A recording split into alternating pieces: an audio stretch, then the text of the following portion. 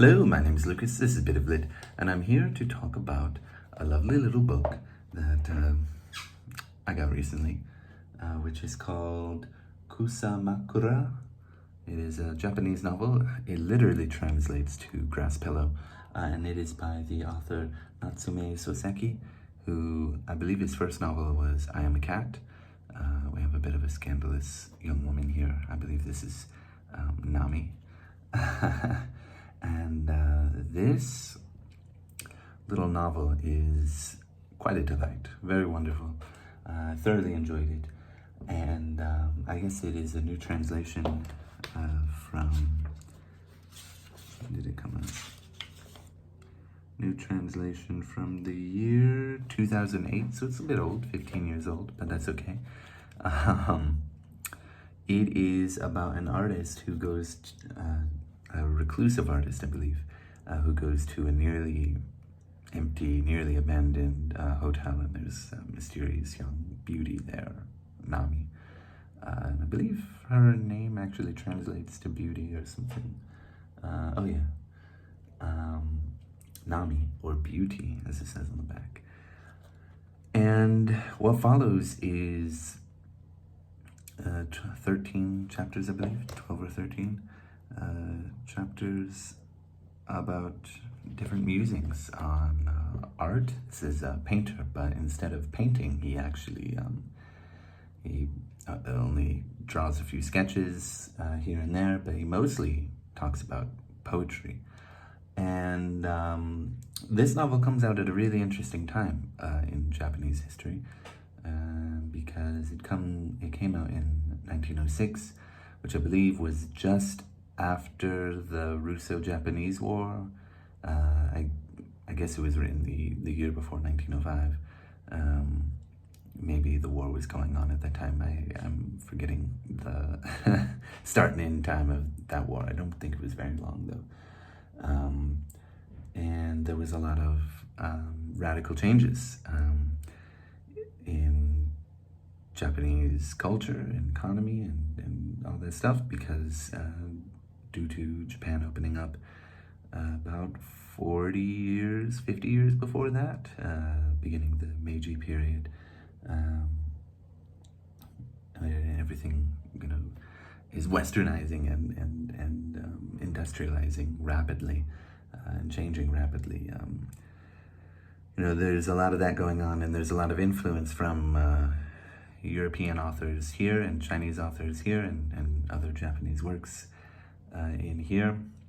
And he talks about Ibsen or German philosophers and some other, Henry Ibsen, the playwright, and he talks about Hamlet a little bit, and all kinds of poetry from different Western authors, and because he again focuses on poetry, but also focuses on Chinese poetry and some Japanese works.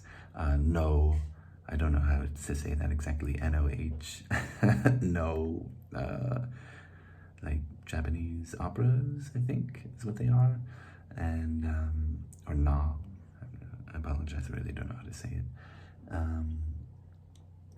And it's just his musings about all those things, and about like the radical changes, and there's at the time in Japan after the war, there was a fervent nationalism and that kind of thing from winning the war, and well, that leads to disaster for Asia as a whole with the Japanese Empire, of course. But anyway, there's a whole lot of things bubbling up and changing radically, and I believe, if I remember correctly, in the introduction it talks about how there were authors at this time that were looking for new ways to write, so they could sell, and sort of abandoning old traditions. But this guy really infused a lot of the things that interested him in a way that became monumental.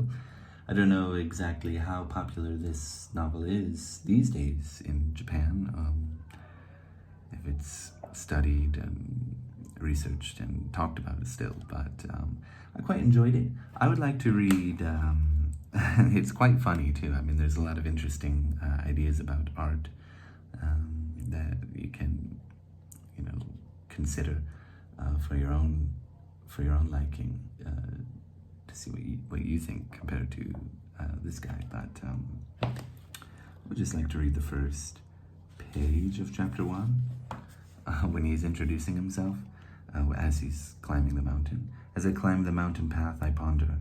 If you work by reason, you grow rough-edged. If you choose to dip your oar into sentiment's stream, it will sweep you away. Demanding your own way only serves to constrain you. However you look at it, the human world is not an easy place to live.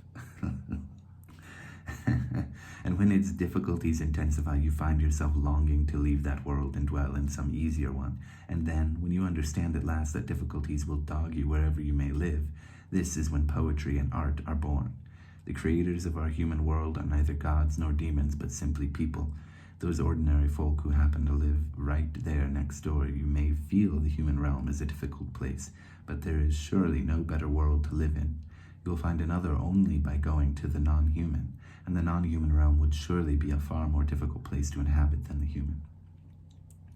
So if this best of worlds proves a hard one for you, you must simply do your best to settle in and relax as you can, and make this short life of ours, if only briefly, an easier place in which to make your home. Herein lies the poet's true calling, the artist's vocation. We owe our humble gratitude to all practitioners of the arts, for they mellow the harshness of our human world and enrich the human heart. And it's that for like 146 pages.